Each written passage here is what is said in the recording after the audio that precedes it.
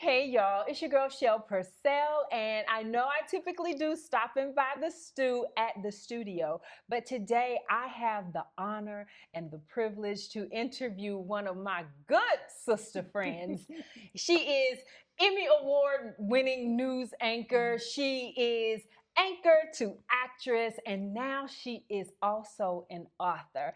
You all, I am sitting down with the Malena Cunningham. Thank you, Thank Malena. you, Shell. It's an honor, and I appreciate you wanting to talk about my book. Yes. So, first thing I want to do is congratulate you on all of the success that you have had, not only as an actor, not only with the book as an author, but your career as a whole. So, can you kind of give us a breakdown of how you started out as this amazing news anchor, transitioned to actor, and now here we are as an author?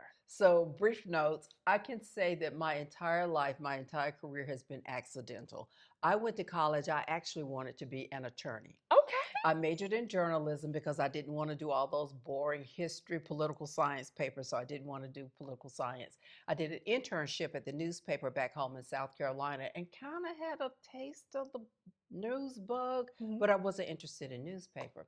And when I finished college, excuse me, the University of Georgia, 1980, Ted Turner, CNN. Okay. I'd never been inside a television station, and I had the opportunity to go visit CNN, and I was like, oh my God, I had an epiphany. I was supposed to be there. This is my life now. So I quit the corporate job I had working in public relations, started working behind the scenes at Turner Broadcasting, thinking I'll just be here for a year. But CNN was so quick, so much was going on that I kept getting promoted, and I could write, I could do different things. And then after I'd been there 3 years, they asked me at WTBS to be a reporter on a show. Now, I'd never been a reporter on camera. So I was doing feature stories. And again, I had that aha moment where this is where I'm supposed to be. So after doing that for a year, my other duties, I actually sent out tapes to small market stations because I needed the experience. And one of my friends at CNN said, pick one. I got 4 offers like in 6 weeks. Girl. And I ended up going to Lexington, Kentucky, from there to Pennsylvania, from there to Savannah, Georgia, where I was a main anchor. And then I went to Birmingham, where I worked for almost 13 years. Just like that. Just like that. Malena said, well, I'm just going to do a little bit of something, and ended up being a whole lot of everything, and quickly, because she's that girl. I wanted to throw that. Y'all need to know she's that girl. Okay, so we're doing all of the things, and now we're in Birmingham, Alabama. And did you get straight into being an anchor there? Yes. Oh, you Yes. went straight to the Yeah, camera. I was an anchor in Savannah, which is a smaller market. I was the main anchor, the 6 and 11 p.m. anchor. When I went to Birmingham, I was on the weekend. They did not have a main anchor who was African American at the time. And after being there 4 or 5 months, I got promoted to the 6 p.m. newscast. Oh, So that's a big deal. that was a very big deal. Mainstream, baby. Okay. Go ahead, Malena. I'm sorry, because I'm thinking like it went like that for you. It did, and it was like I never got a chance to really think about or get scared. It was like the next opportunity, and I'm one of these people where I take hold of it. I wasn't as spiritual then as I am now, but I recognized that God was opening these doors, and I had this fearlessness of, why can't I do it? Often I was the only Black person in the room and the only Black woman. I would be around men all of the time because I covered politics and crime, which was very unusual for a woman back then. So I've been on death row covering stories. I've been at the White House. I've been in the governor's mansion. You name it. I've done those kinds of big stories, often as the only African American in the room. Honey, so I feel like I'm kind of sitting next to a little Black history, if it, because that had to have been like hard at some point, because you were a woman Yeah. and you are Black, Yes. and so, and not being intimidated, excuse me. But you walk into rooms like that right now. So is that something that you have always carried even as a child, do you think? Or was that something that you had to develop because of, being the only woman and the only Black woman? Like, look, I got something to prove, or that's just my DNA. I think it's from the ancestors shit Come on. because I can remember as a child, older people saying to me, "You walk into a room like a grown person, like you're supposed to be in here." I didn't even know what that meant, Right. but it served me well in that field because you can't be intimidated as a woman, especially because I started in television in the 80s and working in the 90s where you didn't see a lot of women, you didn't see a lot of Black women, and you certainly didn't see women covering campaigns, the White House, governor's office, politics, and crime. Wow. Yeah. So, how did it feel to win your first award? Because I know you have several. Let me tell you, that resume is long, and on top of that, you you have sat down and been in rooms with some of our favorite people. I have. Um, the first time I won an award was actually when I was working in Pennsylvania in the late 80s. I had gone to cover something. I'd been in town at that station for only a couple of weeks, and I was able to sweet talk the police to get us behind the lines, and we were able to get up close and personal for a big story that happened. The guy was holding his child hostage, and then he set the house on fire. Oh, Lord. And the police broke in and got them out. We were right there with them, and we won 2 awards for that. And again, I'd only been in town for about a month. So the station, again, the only Black person in the newsroom, sent me my next big assignment. I went to the White House and I covered Ronald Reagan after a big event. Not Ronald, honey. I'm that old. But you That was don't my first look it. president. Oh my gosh, Malena, I can only imagine. Um, were you ever scared? Like, I'm out here, I'm in the trenches, the only Black woman, like, and I'm sure you had to have like a great relationship with your camera guy. Was he like also slash security for you? Because in some of those rooms, I'm sure you got the looks and stares. Definitely got the looks and the stares, but my thing was always be up front and down front. I am Black, I'm a woman. Okay, we got that out of the way. Now, here's my tough question to you. Then they stopped looking at me as a Black woman and respected me as a journalist. Very good. So let's go into anchor to actor. How did we get there? Because let me tell you something about this woman as an actor, actress, however you want to put it, it is her. Malena, I would when we worked on our first project together, it was hard for me to believe that you had just really kind of started in your I career. was in my first year. I hadn't Never even been working a year. never would have known. That's how good she is. And then to hear like your journey and how she was a booking magnet, still is. But do you think your experience from being on television as a news anchor played into how easy the transition was for you to be an actress?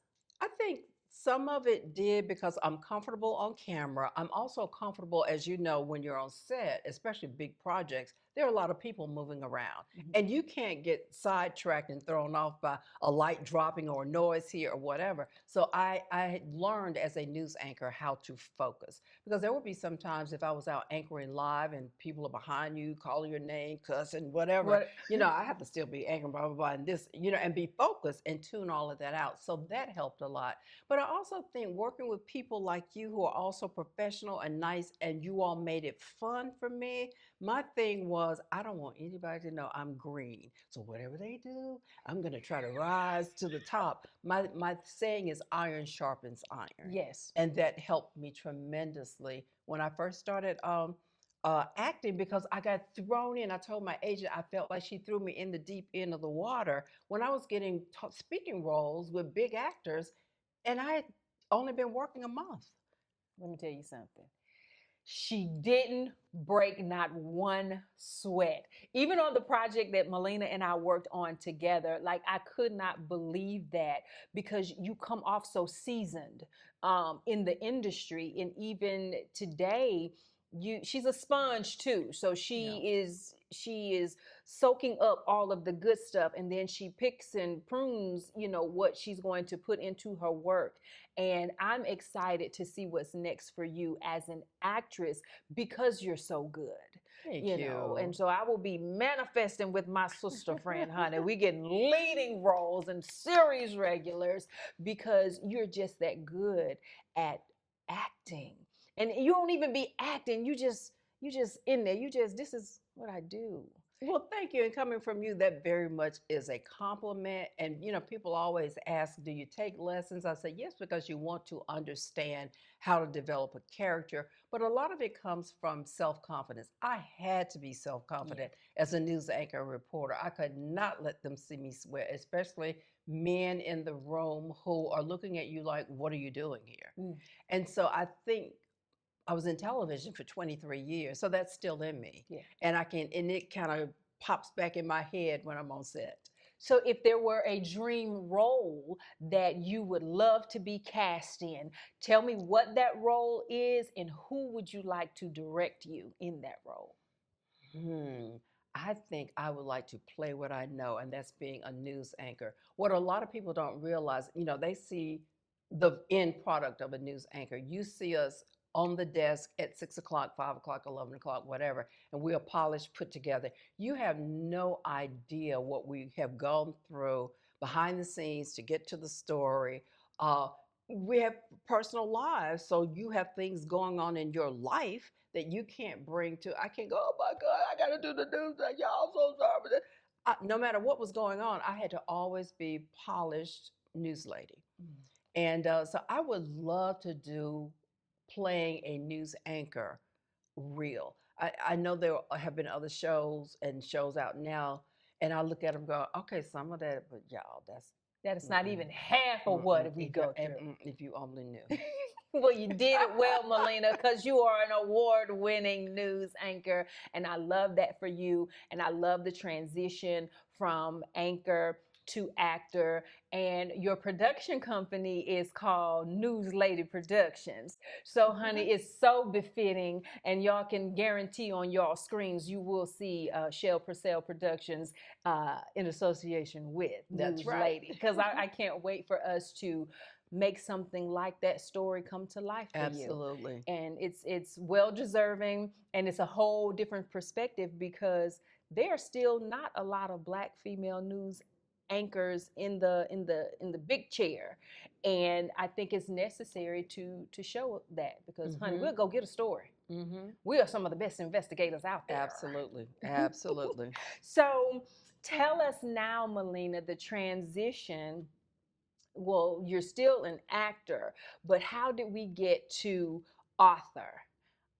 Because when love lets go, an unexpected faith journey in my mother's final days.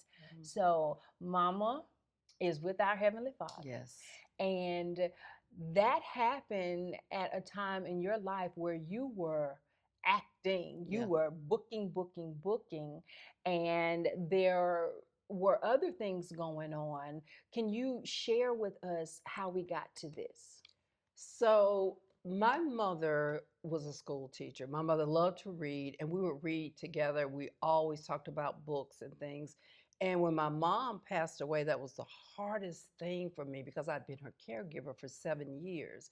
But in her final year, um, because my mother had so many health challenges, she was actually in assisted living, and she was going to dialysis 3 days a week. And I'll never forget, one day I went to pick her up in July. Now, my mother was a tiny woman, and she would get so cold in dialysis that we literally dressed her like an Eskimo. She had on a sweatshirt and stuff under that, and then a hoodie and blah, blah, blah, because she would get so cold. So here it was in July. We have her dressed. She's sitting in the room, and she just looked at me really serious. I'd never seen my mom look at me like this before.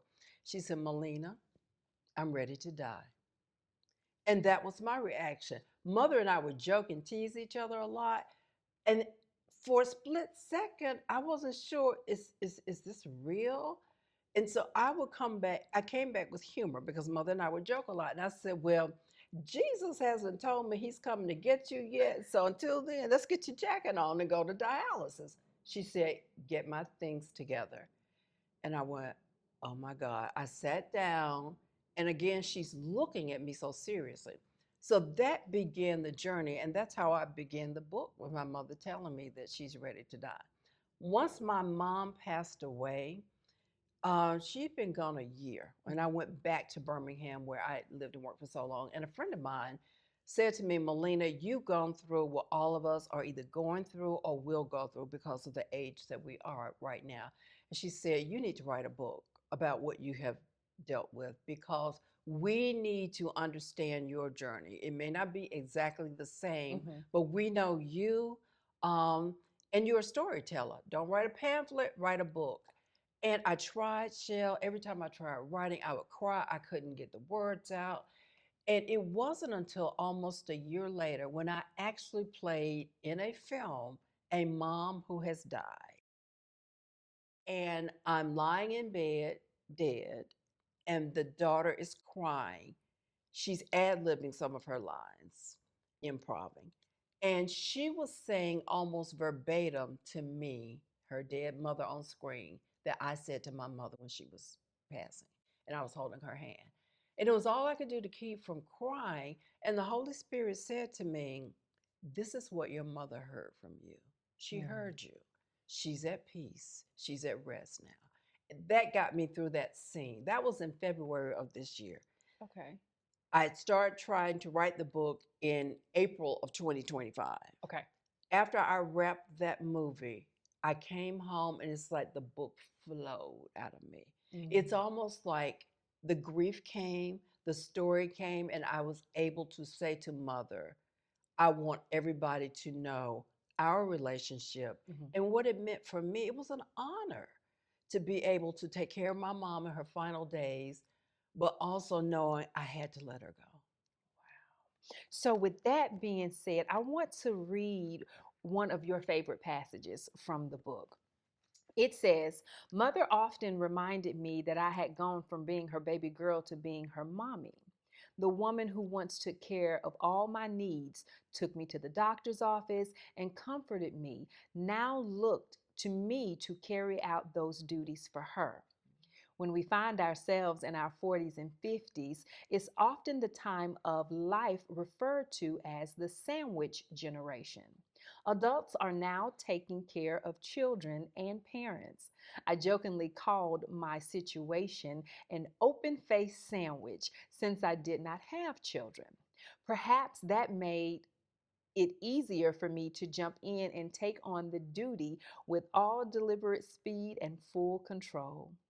But more than that, it was easy for me to give back to the woman who gave so much to me.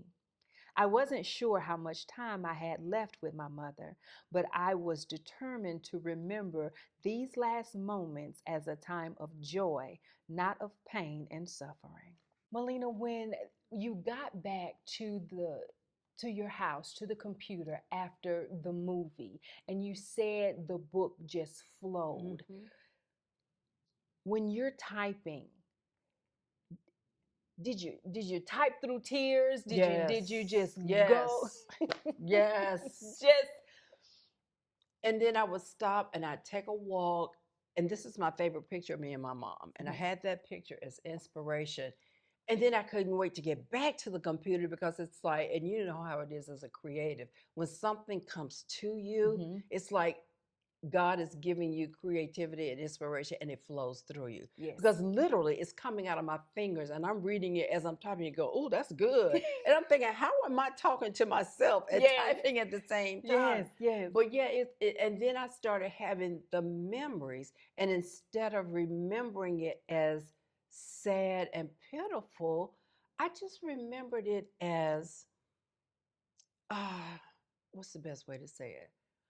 Not even a duty. It's almost like I said, I'm the youngest of three children. My mom took care of me. It was an honor. It was an honor to be able to be in a position where I wasn't working full time. I didn't have to worry about that. I could be with her. I could do things. And I wanted her transition time to not be something that she was afraid. And I knew if she saw me at peace, because when she said to me she was ready to die, I called her pastor back home in South Carolina and told him what was going on. He said, Malena, it's time to let your mother go. She's almost 91. She's lived a good life. As long as you try to hold on, she'll try to stay here for you. I've heard that. And he said, that wouldn't be fair, because your mother is dealing with a lot of challenges. And when he said that, it was almost like, got it. Because I wasn't ready to let my mother go. Right. But I could see this woman wasn't the woman that I remembered from my youth, Mm-hmm. who did great things with us. We had a lot of fun. She was always very vibrant. And she would say to me, I don't know why I'm still here. Everybody I know is dead. My dad had passed away 12 years earlier. Mm-hmm. My mother was the last of her siblings. And I understood that. What was the most challenging part for you, like when you finished the book? Were you like, this is my final goodbye? What was that feeling like? Okay, the book is done. Do I let go now even more? Because of course your title, When Love Lets Go, like where was the challenge? Because it's mama, Yeah. you know? I don't even feel like it's a goodbye. I feel like I'm keeping my mother alive.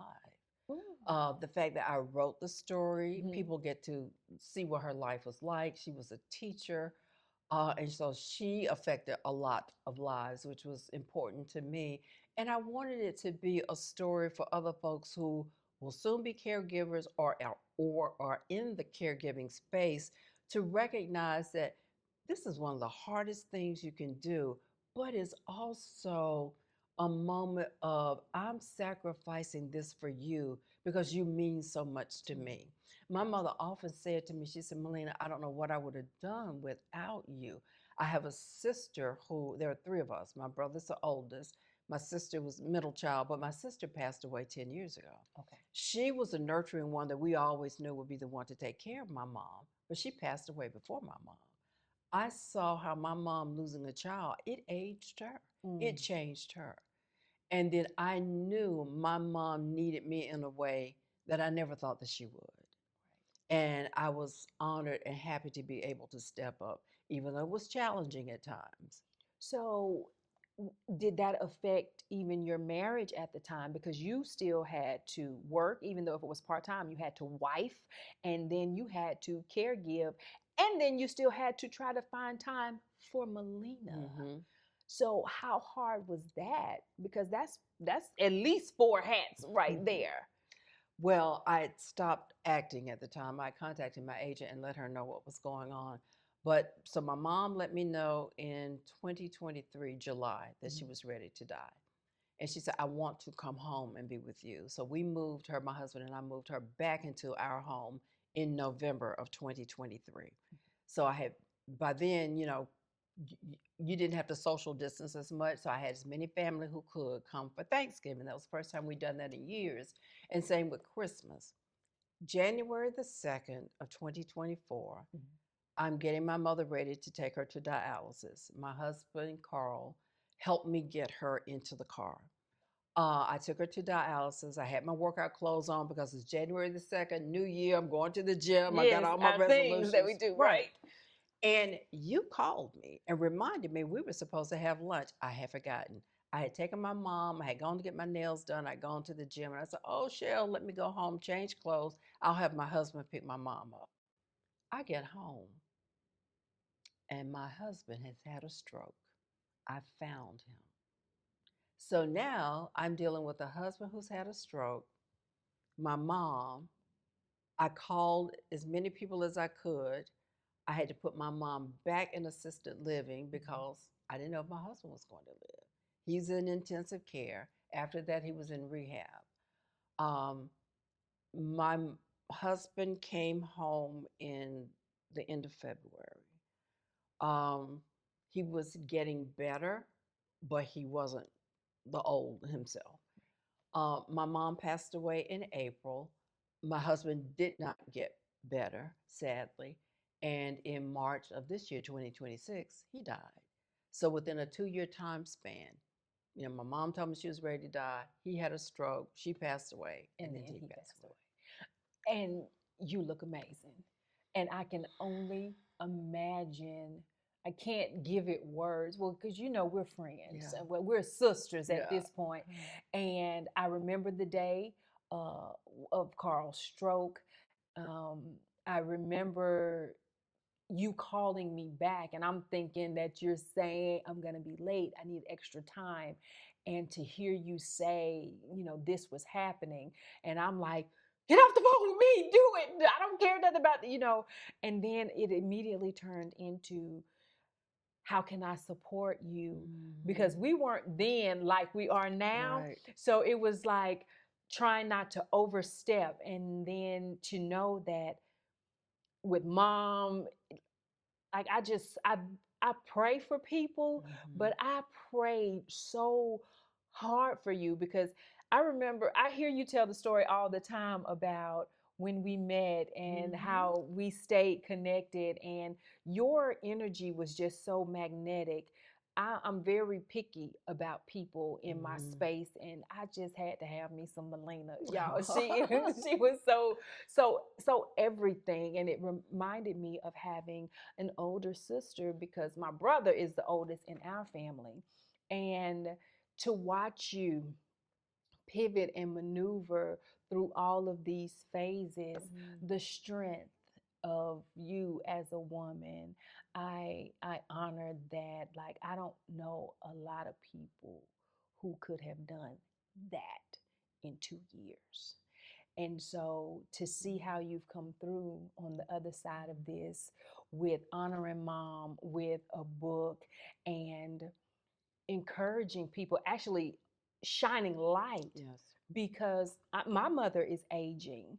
And so I don't know, I haven't read the book because I'm so scared, because there will come a day, and it's good that I will have you to help me with that.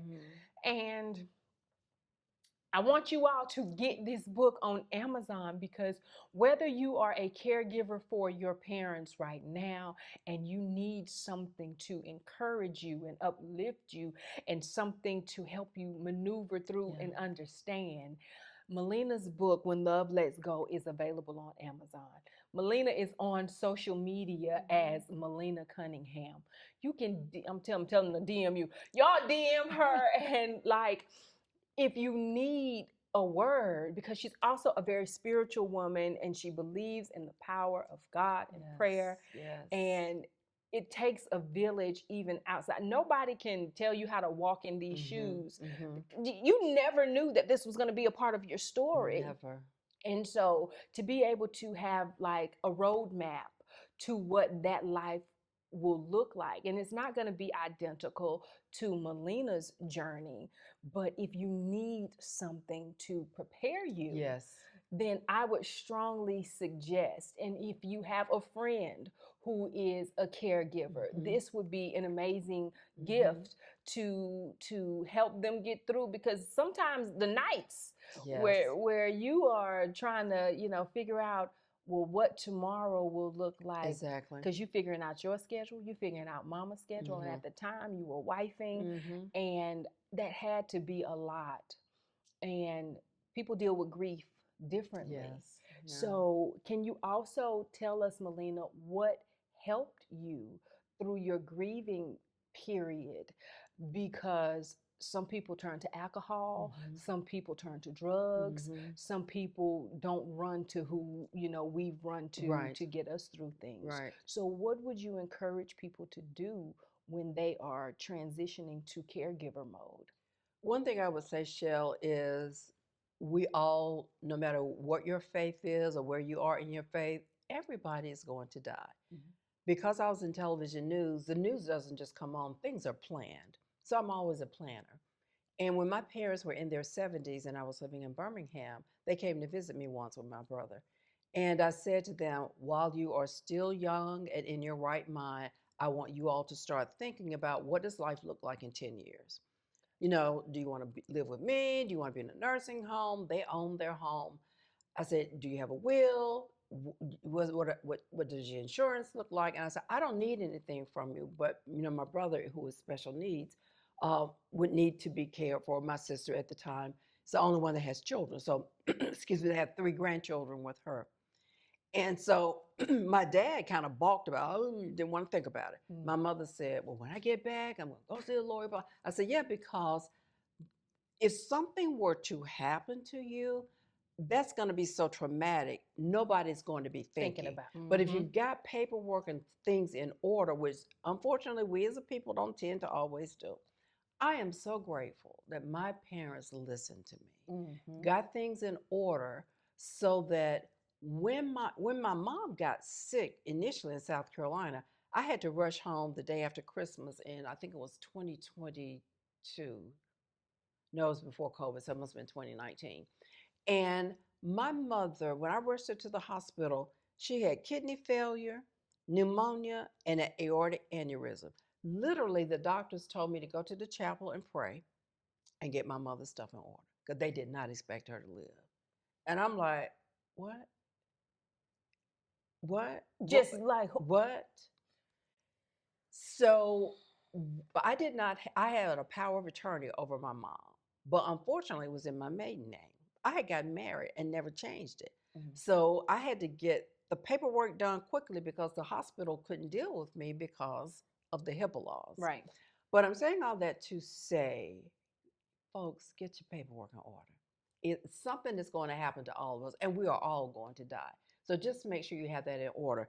I talk about that in the book, and in the book, I also give resources on how to get started, where to get started. So it's not just telling my story, but I'm helping to walk you through what do you do?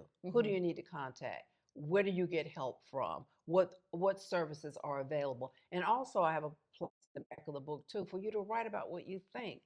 Shell, I keep a journal, and sometimes I was like, God, I'm mad. I'm mad. I'm the youngest child. Why me? This wasn't supposed to happen to me. Blah, blah, blah.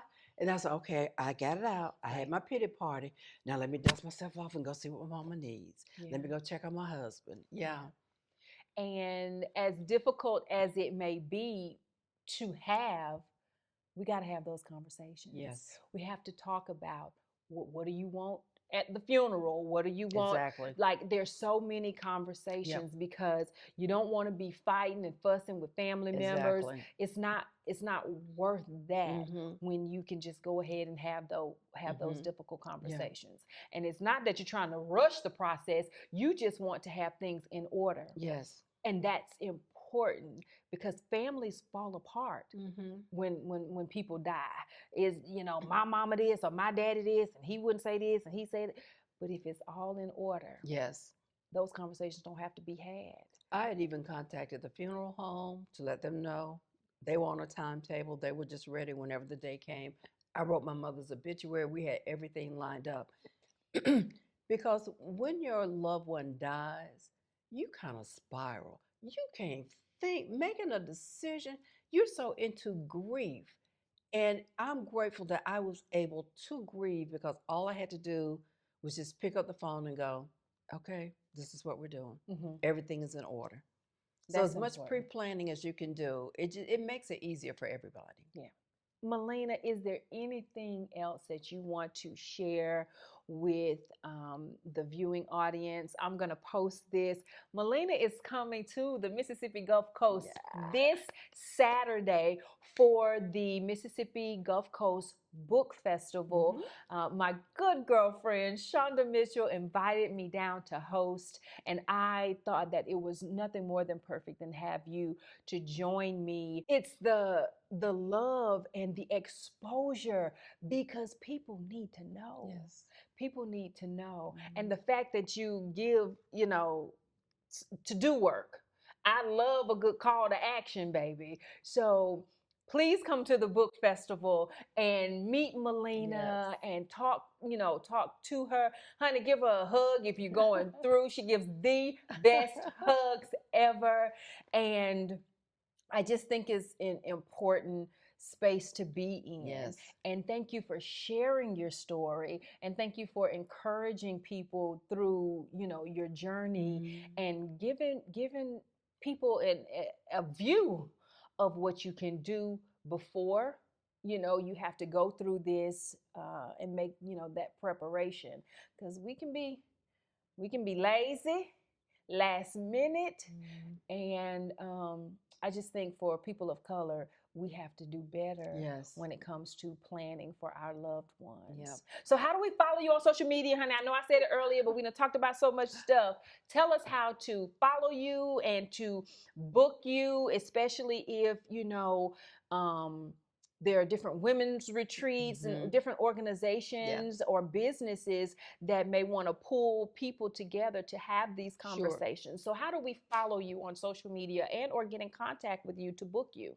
So you can follow me on Instagram at Malena on TV. That's Malena on TV. And then for my book, I have an info page. It's info at whenloveletsgo.org. And that's a great way to book me as well. And I would love to be able to come out to speak to all kinds of groups and to get people take the fear out of it. And once you plan and recognize, I've got this in place, because when the inevitable happens, you're ready. We never knew my sister would die before my mom. And so that really caught us off guard. And that was another reason also for me to be thankful that my mother didn't resist me. Because, a lot of times parents will say, I'm not putting you on my bank book. You don't need to know how much money. My mother said, Malena, I trust you. Your name is on everything. You do what you need to do. Well, honey, I'm getting ready to love up on her. This interview is over. This little curl done tried to take over the whole show. But Malena, I just thank you so much. Thank you for being vulnerable in this space. Thank you for being a woman who wants to encourage, uplift, and inspire people all over who are in this position or getting ready to be in this position or stuck, grieving, and don't know how to, let go of mama's gone or daddy is gone or whomever it is. Having a roadmap will help us, and we appreciate you so much for sharing. And honey, y'all better come to this book festival this Saturday down at Jones Park. It's the Mississippi Gulf Coast Book Festival 2026. Malena will be there. You can get copies of her book. You have some there? I will have lots of books there to sign. And then if you want a bulk order, I've got a special that will be going on just for the book fair so that you can order on Amazon and get the book at a special price. Oh, honey. So if you have a whole group of folk or that book club. Yeah. Oh, we are doing so at it's not just acting studios. Our book club is called Cover to Cover. So after I read the book, Malena, I want to bring you back and talk to you about what I read. Have those conversations.